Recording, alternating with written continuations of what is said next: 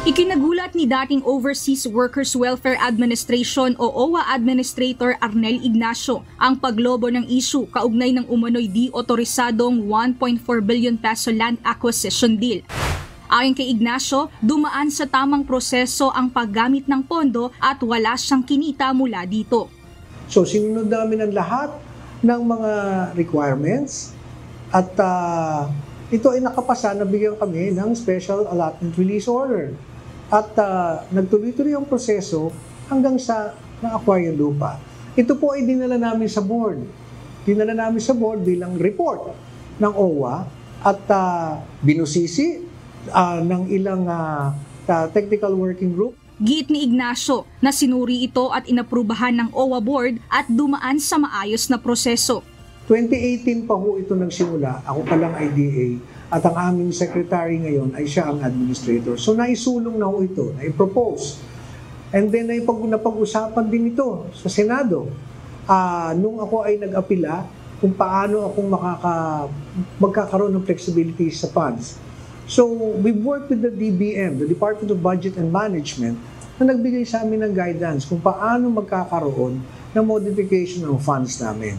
Mayroon din aniyang permiso mula sa Civil Aviation Authority of the Philippines at nakapangalan din aniya ito sa Republika ng Pilipinas at hindi sa kanya kaya't hindi maituturing na pansarili itong transaksyon. Bakit namin itatago ito?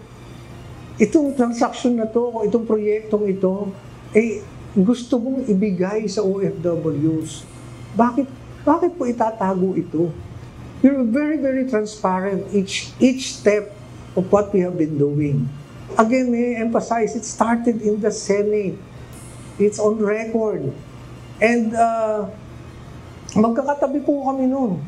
Nandun ang aming bagong administrator, P.Y. Kaunan, former Undersecretary Tonet Aliones, and OIC Yusek Hans Kapta was there.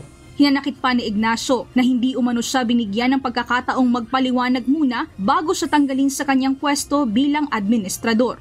Ang nakakalungkot at nakakabigat ng dibdib, imbis na ito, papunta na tayo dun sa makita natin na mabuo ito, narito tayo, itong pinag-uusapan natin. Yung unang napakabigat. Pagkatapos napakaraming aligasyon sa akin. Saan ang galing? Sa isang papel na walang nakapirma, na ang dami-daming sinabi na kinita ko. Pagbibigay diin pa nito na Land Bank ang nag-assess ng value ng lupa at wala aniya siyang kinita na kahit ano mula sa proyekto. Sa kabila ng mga paratang naniniwala siyang ang kanyang mga aksyon ay para sa ikabubuti ng proyekto at ng mga OFW, kaya't nanindigan siya sa integridad ng kanyang ginawang proseso. Mia Alonso, UNTV News and Rescue. Diyos ang aming sandigan, serbisyo publiko ang aming pinahahalagahan.